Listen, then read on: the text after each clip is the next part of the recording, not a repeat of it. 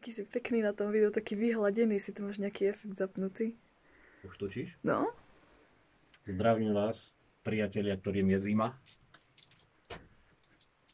Vítam vás v projekte Maringotka. Môžete si všimnúť.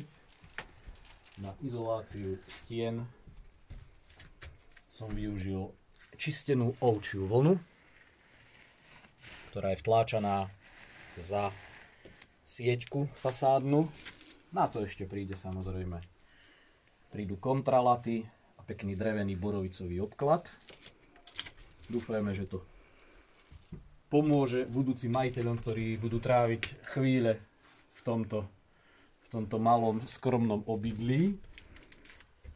A strop, keďže je užší priestor, ovčia vlna by nestačila na dostatočnú tepelnú izoláciu, tak som využil striekanú izoláciu.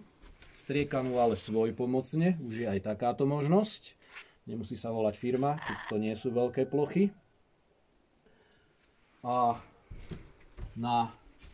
teraz je to nahrubo nastriekané a následne sa to oreže a na to vymyslel som, alebo teda volám to francúzska metóda, ktorú použil ako prvý Napoleon, keď sa vybral do Ruska a zateplil, takýmto spôsobom si zateplil svoj kočár, čo mu ale nepomohlo, keďže viete, ako to dopadlo v ruskej zime aj s Napoleonom.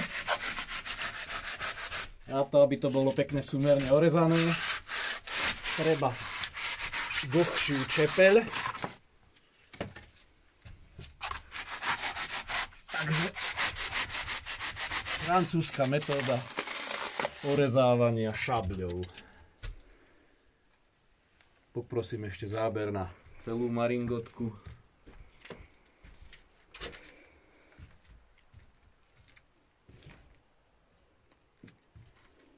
Keď bude niečo nové, bude ďalšie video. Ďakujem.